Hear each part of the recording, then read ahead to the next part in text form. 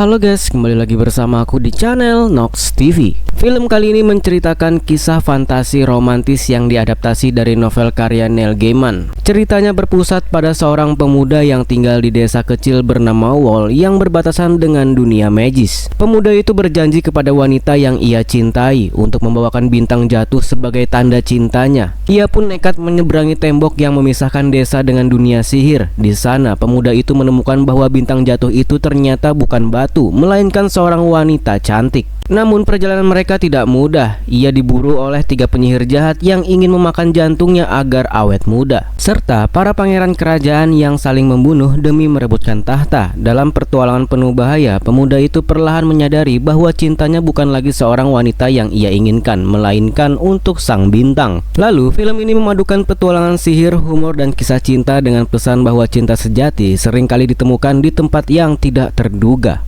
Dan lantas bagaimanakah kelanjutan alur ceritanya? Still in Nox TV.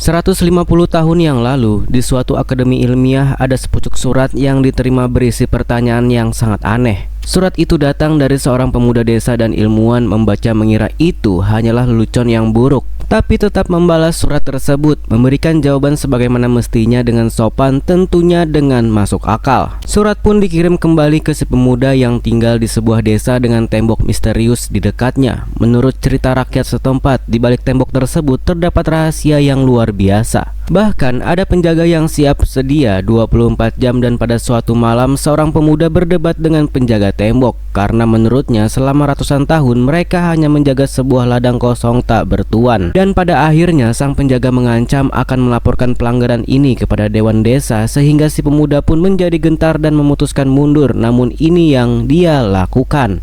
Stop!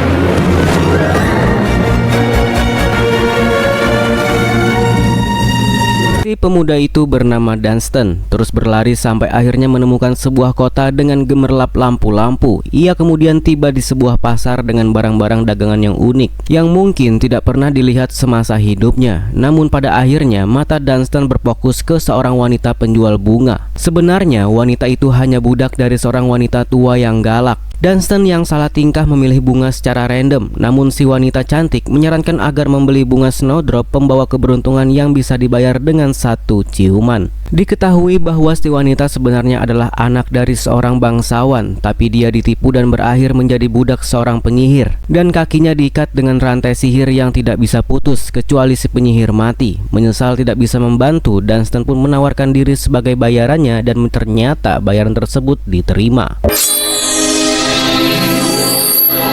Jadi, baik para ilmuwan maupun penjelajah tidak pernah tahu dan tembok melakukan tugasnya dengan baik, menyembunyikan kerajaan ajaib bernama Stromhold.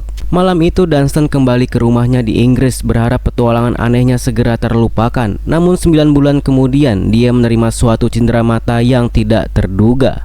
This was left at the wall for you.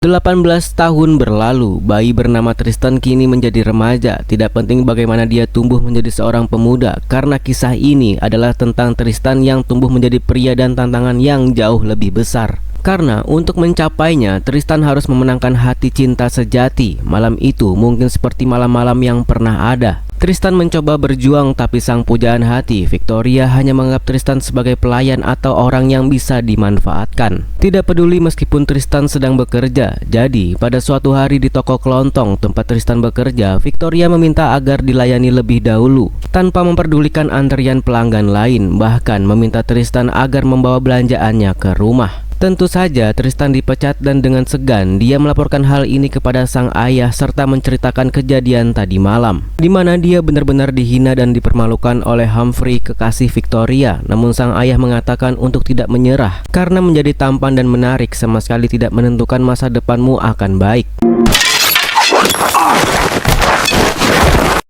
Berbekal wejangan sang ayah, Tristan pun kembali berupaya memenangkan hati Victoria. Tristan mengajak Victoria menikmati minuman mewah bersama, mengatakan bahwa dirinya akan melakukan apapun dan pergi kemanapun untuk mewujudkan keinginan sang pujaan hati. Namun sepertinya hati Victoria tetap tidak tersentuh, mengingat tunangannya jauh lebih baik dari Tristan. Tristan mungkin akan malu jika ribuan bintang di langit menguasai bumi menyaksikan dirinya dipermalukan. Tapi untungnya bintang-bintang ini berfokus pada sisi lain dari tembok, tepatnya ke lokasi penguasa Stromhold berbaring menjelang ajalnya, yang kebetulan apa yang akan dilakukan raja akan mengubah nasib Tristan selamanya. 4 dari 7 putra mahkota dikumpulkan. Mereka adalah Primus, Kundus, Tertius, dan Septimus. Diketahui bahwa perebutan tahta dengan cara saling menyingkirkan telah terjadi bahkan sejak raja tua masih dalam kondisi sehat. Ini terhitung lumayan karena raja tua mengaku bahwa dirinya telah menyingkirkan 12 saudara demi naik tahta. Bukan karena kuat tapi licik, si raja tua pun menunjukkan salah satu kelicikan sebagai contoh, meminta Kundus untuk mendekat ke jendela melihat seluruh kerajaan. Kemudian inilah yang terjadi.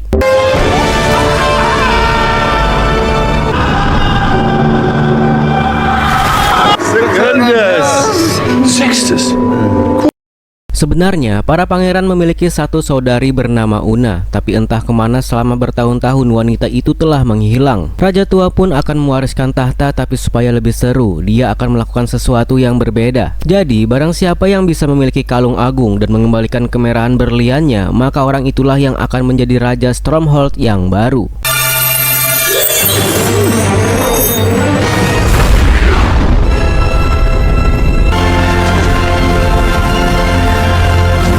Kalung agung menghantam salah satu bintang lalu kembali ke bumi, dan hal ini disaksikan oleh tokoh utama kita serta menggugah hati sang gadis idaman, sehingga memberikan Tristan sebuah ide membawakan bintang jatuh itu dan menikahi Victoria. Meski menganggap itu konyol dan tidak masuk akal, tapi Victoria setuju. Batas waktunya adalah 1 minggu sebelum Victoria ulang tahun, yang mana bertepatan dengan lamaran Humphrey.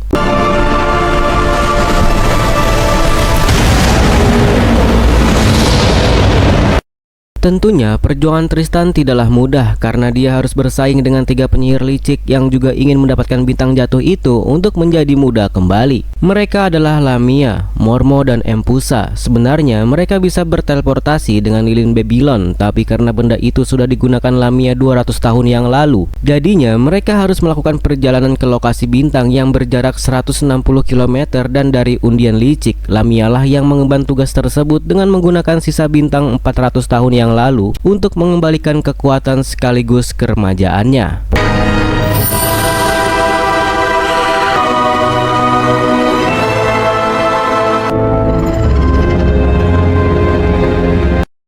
Kembali ke tokoh utama kita yang malam itu juga segera mendatangi tembok dan dihalangi oleh sang penjaga. Tristan sebenarnya hendak menggunakan cara yang sama seperti yang dilakukan oleh ayahnya, namun tidak semudah itu.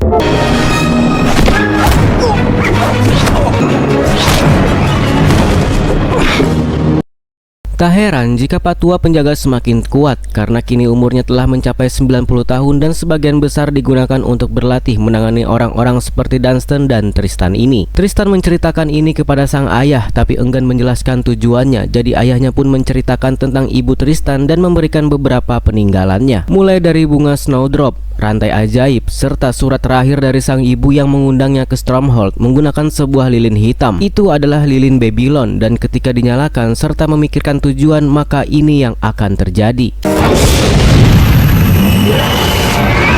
Bersamaan dengan itu, bintang akhirnya mendarat dan menyebabkan ledakan, lalu muncullah seorang gadis cantik yang bercahaya beserta kalung agung Stromhold di dekatnya. Tiba-tiba cahaya menyilaukan lain menabrak si gadis, dan ternyata itu adalah Tristan yang mengira si gadis adalah ibu dan menyebabkan Tristan diomeli. Suatu kesalahan, alih-alih memikirkan sang ibu, Tristan malah memikirkan Victoria dan bintang sehingga mendarat di sana, tapi di mana bintangnya? Si gadis pun kembali mengomeli Tristan sembari menjelaskan bahwa dirinya lah bintang jatuh yang dimaksud. Tristan meminta maaf dan bersamaan dengan itu dia mengikat tangan bintang dengan rantai sihir untuk dibawa sebagai hadiah ulang tahun Victoria. Dan tentu saja bintang itu menolak, dan di tempat lain, tepatnya di istana, persaingan di antara pangeran semakin memanas, dan kali ini Tertius dan menteri yang menjadi korban. Lalu Septimus mendesak Primus untuk mundur karena dirinya lah yang akan mendapatkan kalung agung itu.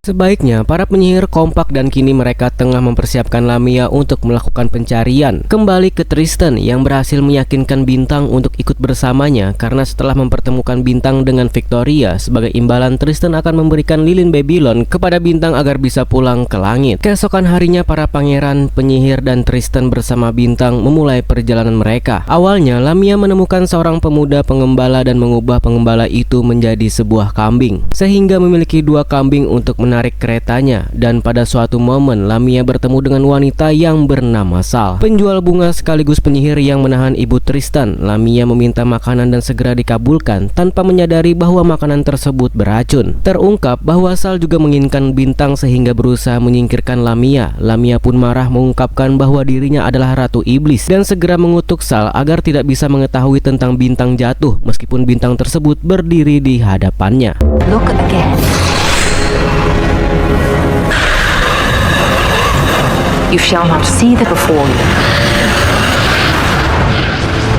Tristan yang kesulitan menemukan jalan kembali ke tembok karena hanya meyakini bahwa lokasi tembok itu di utara. Dan di sisi lain, si gadis Bintang yang bernama Vayne akhirnya menyerah karena Bintang seharusnya tidur di siang hari. Jadi mau tidak mau Tristan pun harus mengizinkan gadis itu beristirahat, tentunya dengan rantai pengaman. Sementara Tristan sendiri akan mencari roti di pasar terdekat. Sementara itu Septimus menghabisi seorang peramal karena berpihak kepada Primus dan merebut batu ramalannya untuk mengetahui arah Bintang jatuh. Dan penyihir juga melakukan hal yang sama dengan batu ramalannya sendiri.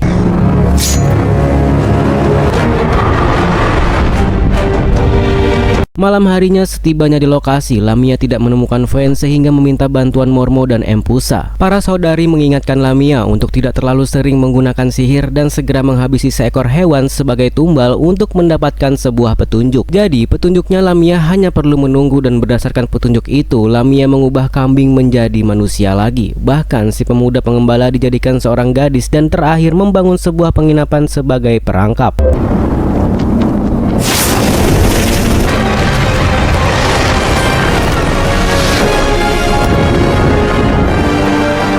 Sementara itu, Vayne terbangun lalu seekor unicorn menghampiri, melepaskan dan segera membawa gadis itu. Vayne yang tidak yakin dengan janji Tristan segera memilih untuk kabur, dan beberapa waktu kemudian Tristan pun kembali dengan roti dan kecewa karena Vayne yang telah pergi. Lalu Tristan akhirnya tertidur, dan dalam tidurnya tokoh utama kita bermimpi tentang bintang-bintang, di mana salah satunya menjelaskan tentang bahaya dari para penyihir yang membunuh Bintang dan mengambil jantungnya untuk obat awet muda. Kemudian Tristan diminta untuk mempertemukan Vayne dengan seorang penyelamat dari keturunan Raja Stromhold. Sesuai perkiraan, sebuah kereta kuda datang yang mana dikendarai oleh Primus yang terpental saat menghantam kereta, dan saat itu membuat Primus berhenti. Sebenarnya Primus tidak mau memberikan tumpangan, namun Tristan mengaku memiliki informasi tentang Bintang sehingga sang pangeran berubah pikiran. Vayne sendiri kini telah mencapai penginapan Lamia. Di sana ia disambut dengan hangat oleh si penyihir, dimandikan dan diberikan kamar, bahkan hendak dipijat untuk meredakan ketegangan. Dan itu semua tipuan untuk mengambil jantung Vayne, dan di saat-saat krusial tiba-tiba inilah yang terjadi. Pangeran Primus datang memaksa ingin beristirahat di penginapan Lamia. Ia bahkan langsung saja berendam di bak air hangat dan meminta Vayne untuk melayani, namun Lamia segera datang dan memperkenalkan dirinya sebagai pemilik penginapan serta memberikan welcome drink yaitu anggur. Pangeran menolak dan hanya meminum anggur miliknya sendiri sampai Septimus mati karena takut diracuni, tapi menyarankan agar menawarkan anggur tersebut ke Tristan yang pasti sudah kehausan. Kemudian Primus pun membuka pembicaraan basa-basi dengan Vayne tanpa menyadari kalung yang dikenakan gadis itu, dan ini membuat para hantu pangeran geram. Bersamaan dengan itu Tristan mendapat anggur yang diantar oleh Bernard, namun ketika hendak meminum, unicorn mengamuk menabrak Tristan lalu menunjukkan bahwa anggur tersebut beracun. Segera Tristan pun melaporkan hal ini kepada Pangeran Primus, namun semuanya terlambat karena Lamia telah menghabisinya. Kekacauan pun terjadi, dan ketika terpojok Tristan menggunakan lilin Babylonnya.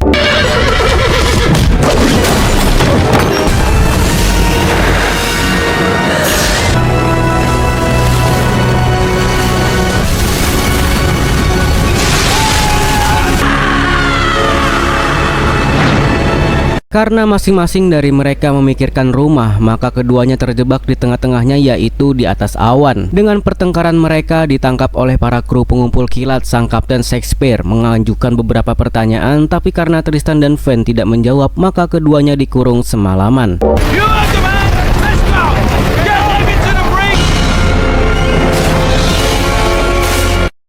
Keesokan paginya, Septimus sangat bahagia ketika mengetahui sang kakak telah tewas. Namun selama tidak memiliki kalung, maka Septimus tidak bisa menjadi raja. Jadi dia memaksa Bernard untuk memberikan keterangan tentang apa yang terjadi. Dan pemuda itu pun dipaksa ikut dengan rombongan untuk merebut kalung agung dan untuk menangkap Van demi menjadi raja dan hidup abadi. Sementara itu terjadi pertengkaran di antara para penyihir. Kegagalan Lamia tidak hanya membuat bintang mereka kabur, tapi juga kehilangan belati khusus sehingga Lamia harus membawa bintangnya ke sarang untuk ritual. Selain itu, Mormo dan Impusa juga mengabarkan bahwa Lamia tidak sendiri karena Pangeran Septimus dan anak buahnya juga sedang memburu bintang. Kembali ke Tristan dan Van, momen-momen berbahaya yang mereka lewati membuat keduanya semakin dekat. Sempat terjadi perdebatan antara mereka karena menurut Van, jika mencintai, mengapa Victoria harus mengajukan syarat? Pertanyaan itu membuat Tristan terdiam dan tak lama kemudian Kapten Shakespeare datang untuk menginterogasi mereka. Dia benar-benar ingin jawaban yang sejujurnya atau Tristan akan dilempar keluar kapal, dan ketika Tristan mengakui bahwa dirinya berasal dari Inggris, dan inilah yang terjadi.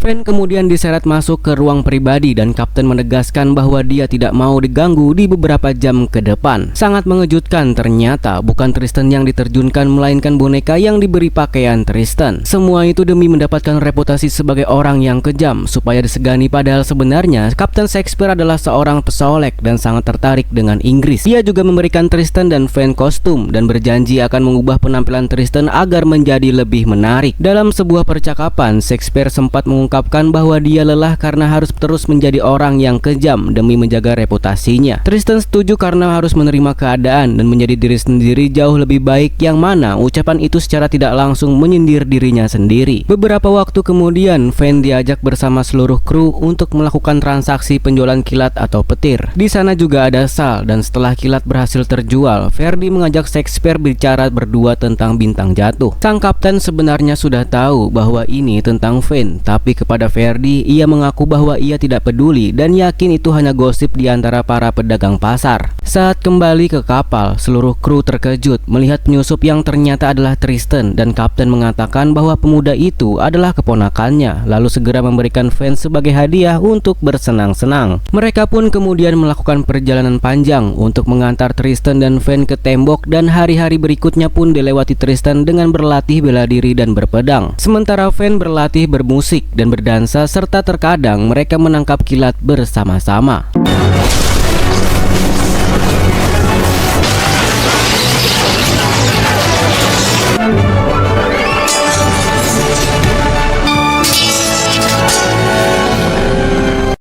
Sementara itu, para musuh terus melacak kapal Kapten Shakespeare yang bernama Kesportin. Lamia berhasil mendapatkan informasi dari Verdi, tapi tidak dengan lilin Babylon, dan segera mengutuk Verdi menjadi bicara dalam bahasa burung, yang mana beberapa waktu kemudian Verdi pun dihabisi oleh Septimus karena dikira mengolok-oloknya ketika meminta informasi tentang Kesportin.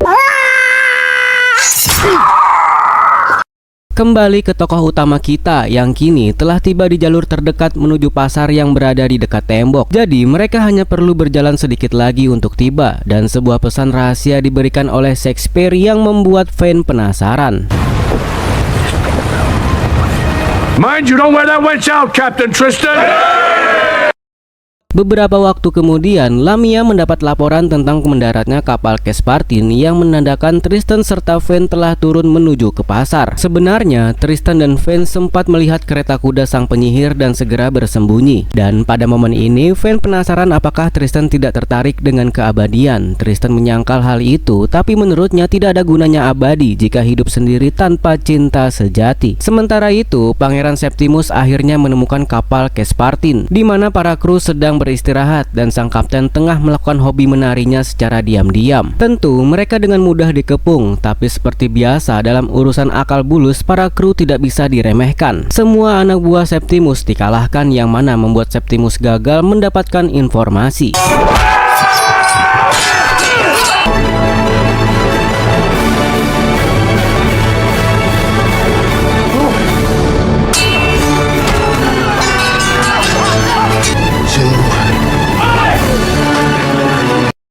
Shakespeare benar-benar hancur karena reputasinya yang rusak, namun ternyata para kru sudah tahu dan bisa menerima meskipun satu pria tua mulutnya agak lemes. Sedangkan Pangeran Septimus masih belum menyerah, dia memukul jatuh Bernard dan merebut kudanya. Kembali ke Tristan dan Vayne yang mengetahui bahwa jarak tembok sekitar 2 hari lagi, dan itu membuat Tristan melewati ulang tahun Victoria. Oleh karena itu, mereka mencegat kereta milik teman Kapten Shakespeare untuk menumpang. Ternyata teman yang dimaksud adalah Sal. Penyihir itu segera berhenti karena melihat snowdrop di dada Tristan dan mengklaim bahwa bunga itu adalah miliknya. Tentu saja Tristan membantah karena bunga itu dari sang ibu, tapi rela jika ditukar dengan lilin Babylon atau diantar sampai ke tembok. Sal mengaku tak mengerti ilmu hitam, jadi bersedia untuk mengantarkan. Setelah mendapatkan snowdrop, Sal menjelaskan bahwa bunga itu adalah jimat. Bukan jimat biasa, melainkan pelindung dari mantra sihir, dan agar Tristan tidak melawan, Tristan diubah menjadi tikus. Vayne yang mencoba melawan tapi percuma karena kutukan dari Lamia. Vayne tidak bisa menyentuh Sal. Akhirnya gadis itu ikut ke dalam kereta demi menemani Tristan. Dia memberikan Tristan keju serta mengakui bahwa selama ini kekaguman terhadap cinta manusialah yang membuatnya terus menetap bumi, serta mengakui perasaan cintanya terhadap Tristan yang tulus tanpa syarat. Beberapa waktu kemudian mereka pun tiba di pasar dekat tembok. Jaraknya sudah sangat dekat sehingga Tristan bisa berjalan. Sal juga mengubah Tristan kembali ke wujud manusia, namun masih belum bisa melakukan apa-apa karena butuh waktu penyesuaian kembali. Akhirnya Vayne membawa Tristan ke penginapan. Lalu beberapa waktu kemudian ketika terbangun, Tristan terlihat lebih bugar dan segera mengungkapkan bahwa dirinya mendengar semua pengakuan Vayne serta mengakui memiliki perasaan yang sama dengannya. Ini sesuai dengan apa yang dikatakan oleh Kapten Shakespeare sebelum Tristan meninggalkan kapal, bahwa cinta terkadang ada di depan mata namun kita masih belum bisa melihatnya. Setelah keduanya melewati malam bersama, larut dalam asmara, pagi-pagi sekali Tristan pergi meninggalkan Vayne serta menitipkan pesan untuk Vayne kepada penjaga hotel bahwa dirinya akan kembali ke Inggris untuk menemui Victoria. Sementara itu, di saat bersamaan baik Lamia maupun Pangeran Septimus sama-sama tengah bersiap menuju ke tembok karena telah mengetahui lokasi Vayne. Beberapa waktu kemudian Vayne terbangun dalam perasaan sangat bahagia, tiba-tiba menjadi kecewa setelah mengetahui kepergian Tristan dan segera berjalan menuju tembok untuk menyusul cinta sejatinya. Ibu Tristan yang melihat hal ini berusaha melarang, namun karena tertahan oleh rantai, wanita itu pun mencoba segala upaya untuk menyelamatkan Vayne.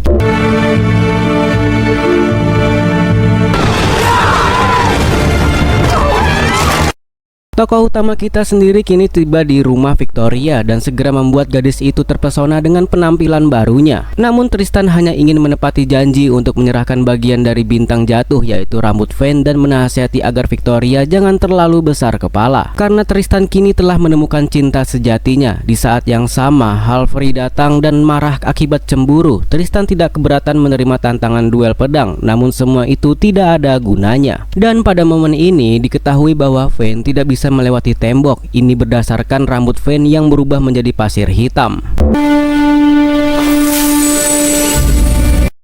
Tristan, ibunya Tristan, serta Lamia sama-sama bergegas menuju ke lokasi Vayne. Pada akhirnya ibu Tristan berhasil menghentikan si gadis bintang, tapi segera ketahuan oleh Sal, dan di saat yang sama Lamia juga tiba. Lalu terjadilah perdebatan yang beralih menjadi duel sihir. Kematian Sal membuat rantai sihir yang mengekang ibu Tristan terlepas, namun Lamia mengikatnya kembali bersama dengan Vayne dan keduanya pun dipaksa ikut ke sarang penyihir.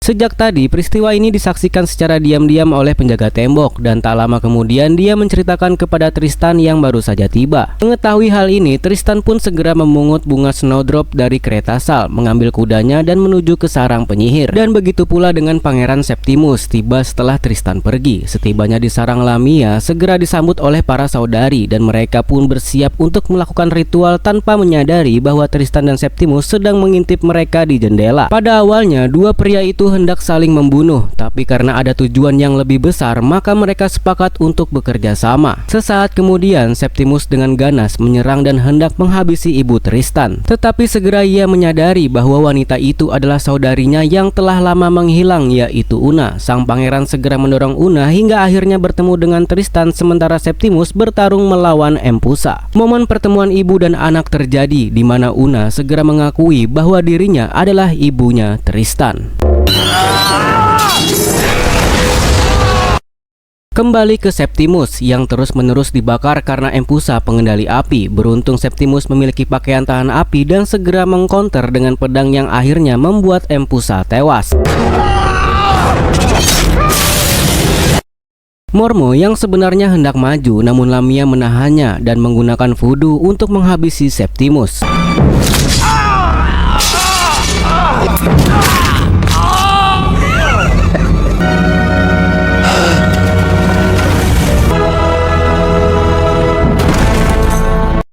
Kini giliran Tristan yang maju untuk menyelamatkan Vayne. Ibunya menyemangati dan berharap putranya bisa menjadi seorang laki-laki yang tangguh. Kali ini Lamia yang memerintahkan Mormo untuk menghadapi Tristan, dan pertarungan pun terjadi cukup singkat karena Tristan cukup melepaskan hewan-hewan yang menjadi tawanan para penyihir selama ini. Hewan-hewan itu marah karena selama ini menyaksikan Mormo menjadikan teman-teman mereka sebagai tumbal, jadi sekarang giliran mereka menghabisi Mormo.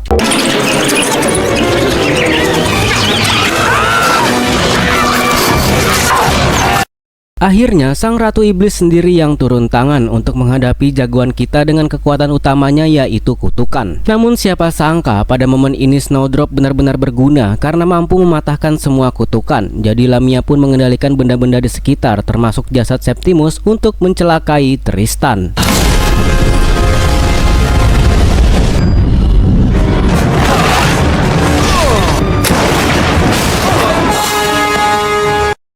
Kali ini jurus pedang yang membuat Tristan bisa menghentikan jasad Septimus. Tristan segera menjatuhkan lampu gantung dan melesat menendang Lamia, namun tentunya tidak semudah itu karena Lamia sangat tangguh, bahkan nyaris menghabisi Tristan.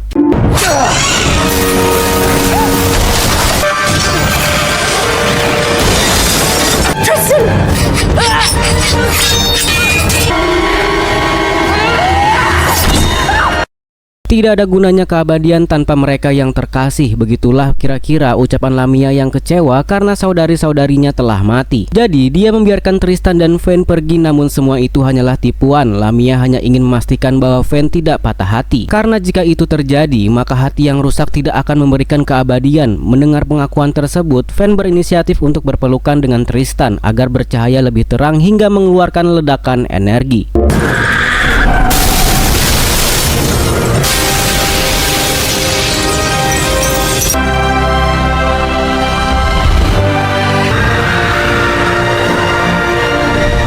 Cara ini berhasil menghancurkan sang Ratu Iblis. Kini Tristan, Vayne, dan Una berkumpul kembali, ditambah lagi Tristan menemukan permata Stromhold yang kembali memerah. Menurut Una, ibunya, itu menandakan bahwa keturunan Stromhold telah muncul dan itu adalah Tristan. 7 hantu pangeran yang terjebak di dunia manusia kini bisa terbang ke alam baka. Adegan kemudian menampilkan upacara penobatan Tristan sebagai Raja Stromhold yang baru, yang mana dihadiri oleh semua orang, bahkan termasuk orang-orang dari desa Wall seperti Victoria dan Humphrey. Lalu sebagai hadiah yang sangat spesial, Una memberikan sesuatu, yaitu benda yang sangat amat penting dalam petualangan mereka sebelumnya. Tristan dan Vayne memerintah selama 80 tahun. Tentunya tidak ada yang bisa hidup abadi kecuali memiliki hati bintang. Dan Vayne telah sepenuhnya memberikan hatinya kepada Tristan. Lalu saat anak dari cucu mereka tumbuh dewasa, inilah waktunya menyalakan lilin Babylon dan pasangan itu pun hidup bahagia selamanya dan film pun selesai.